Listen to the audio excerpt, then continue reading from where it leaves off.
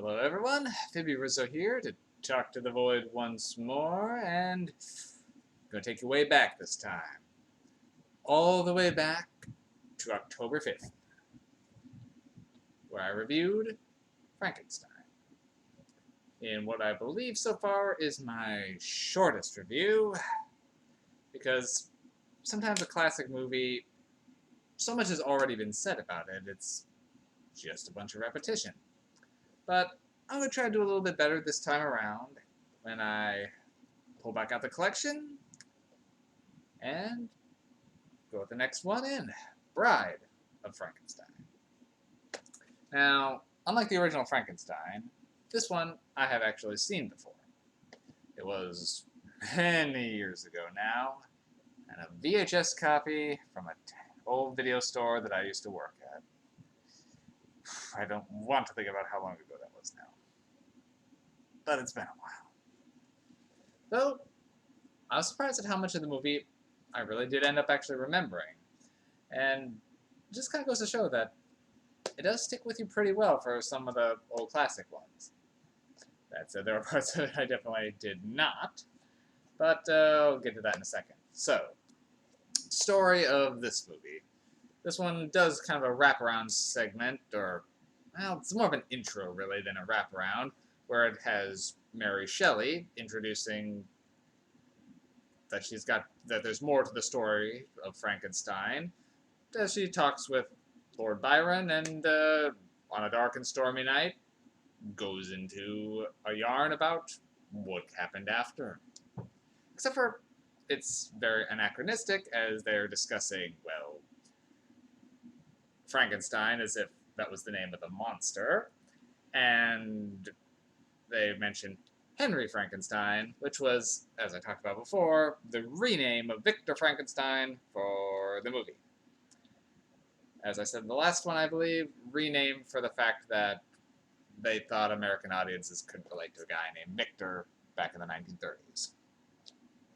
I can't speak to the 1930s, but weird change now. So,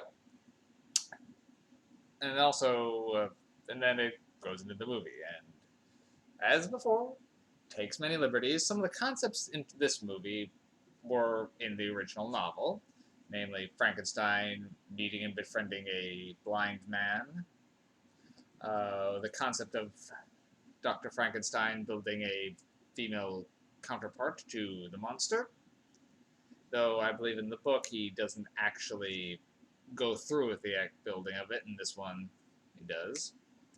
Though they still have Dr. Pretorius, who is the mentor of Frankenstein in this. He was not in the original novel. But since the novel was more ambiguous for good guy, bad guy, the monster was sort of evil, the doctor was sort of... This, they wanted a clear villain that wasn't one of the protagonists, so Dr. Pretorius is pretty much fills that role of, I guess, the bad guy for the audiences to root against, who gets the comeuppance towards the end. So, some definitely artistic liberties have been taken here. Though I'm pretty sure, for as far as movies goes, it does happen, but it's rare that the sequel surpasses the original. There are a few. This is, I think, the first one that pulled it off, though. As I actually did enjoy Bride of Frankenstein more than the original one. That said, it's weird at points, but it goes above and beyond, and just the performances really bring something to the material. So, this one we have Henry Cavill reprising his role as Dr. Frankenstein. We've got Boris Karloff again as the monster. And the rest of the cast is pretty much recast. And I think it's the original director, if I'm not mistaken, that was from the first one also. But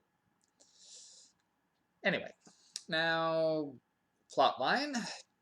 After the events of the first one, where ended, spoilers on Frankenstein, I guess, with Frankenstein in the burning windmill, then Yeah, I'm saying it as if the monster's name was Frankenstein, because this movie actually does that a couple times. But they sort of make it unclear whether the monster's identifying with it or just sometimes addressing the doctor. And some of the other, and when Dr. Pretorius seems to refer to the monster or the bride as the bride of Frankenstein. So they sort of have the monster adopting the name of Frankenstein in this one. So I believe that's where some of the original confusion also came from.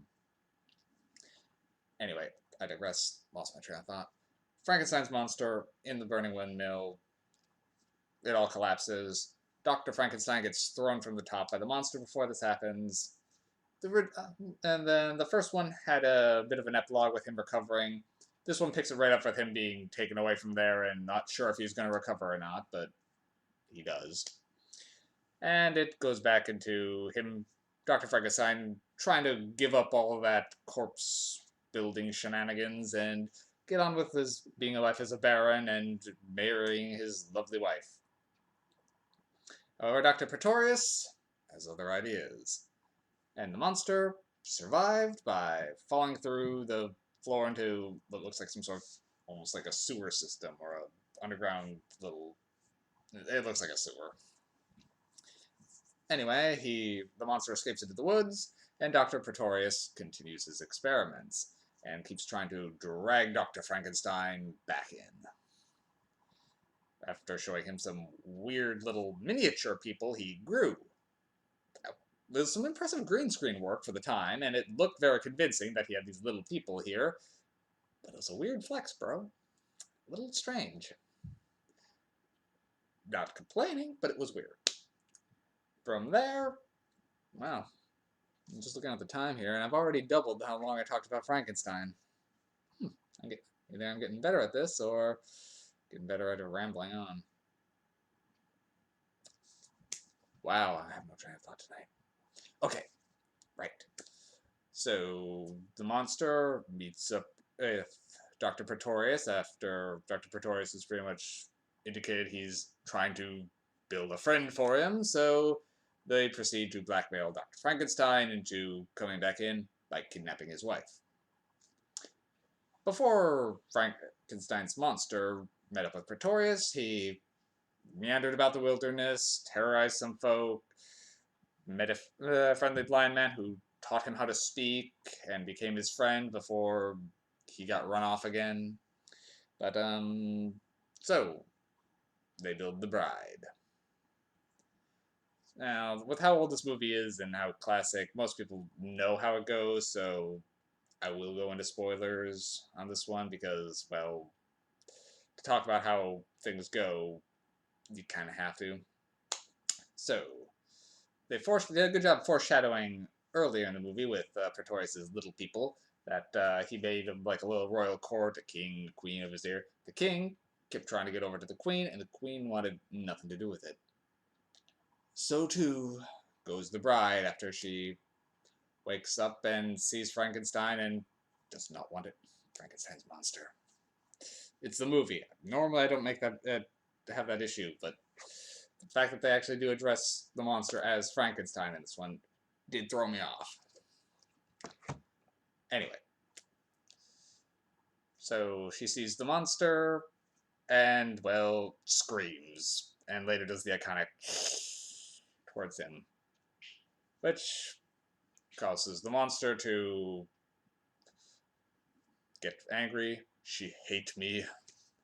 So it begins to destroy the lab, tells Dr. Frankenstein to take his wife and go. You leave, live.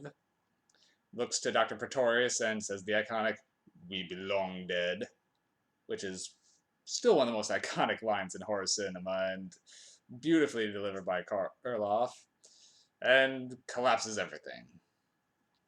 With how iconic the Bride of Frankenstein's design and just general, I guess, story has become, she's barely in the movie. I think 3 minutes. And to my knowledge, does not actually appear in any other of the Universal Monster movies after that. So, considering she's on screen all 3 minutes, Her only role is to redirect the big boy and just kills no one, just wakes up and then gets crushed in the rubble.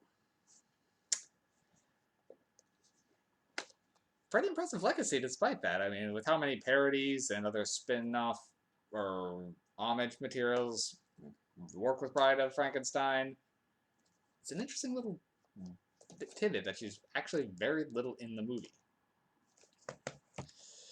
So, most of the movie, for me, worked great.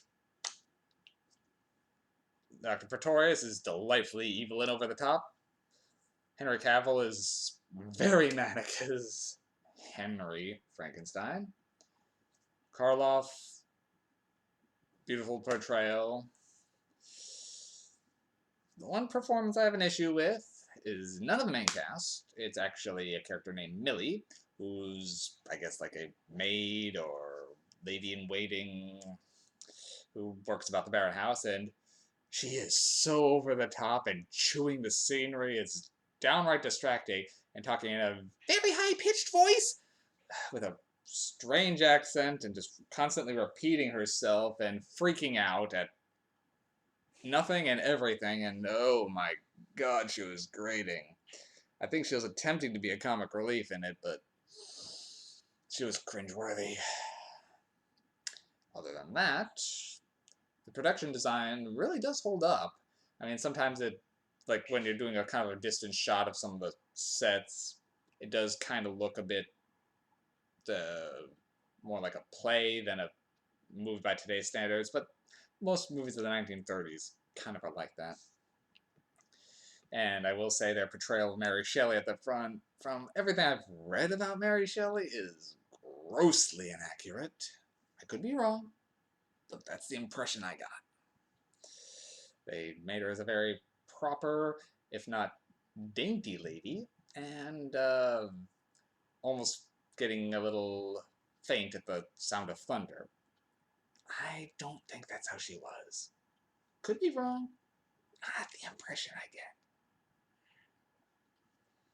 But that's such a small part, and does give one little interesting tidbit. The actress who played Mary Shelley also plays the title role of the Bride of Frankenstein. So, little interesting dual role there. And she does great as the bride. What little she has to do, I mean. So, if I'm recalling correctly, I think I gave Frankenstein 3 MacGuffins. This one I'm actually go ahead and giving 4. I did enjoy it a little bit more. Despite the one over-the-top character, the rest of the story does become, it still holds up, still is very enthralling, and actually I like the scenes where they're bringing the bride to life. It gets kind of tense, especially with knowing how it kind of goes, because of, the story. It kind of adds something, a little bit of tension of just watching the train wreck happen. But the effects are really good for the time and hold up pretty well. I mean, the green screen work with the little homunculus-like things that Pretorius had was cool. Weird, but cool. Yeah, so overall, I do highly recommend Bride of Frankenstein. 4 out of 5 MacGuffins. I'll probably keep chewing through my pile or watching some old favorites before I get back to the Netflix roulette again. Netflix, Tubi. I have a bunch of streaming services. I don't know which one I'm going to do. Anyway. So, I'm not sure what I'm going to do next. Possibly, I'm probably not going to just keep binging this one. I like to spread things out a little bit. I might, coming up in like January, have like a theme month of some sort, but as of right now, I don't want to overload on one topic, so I will keep coming back here. This does have, I think, 3 more movies? Yep. 3 more in the Universal Frankensteins. I'll get back to them. Probably try to do at least 1 a month until I'm through the collection.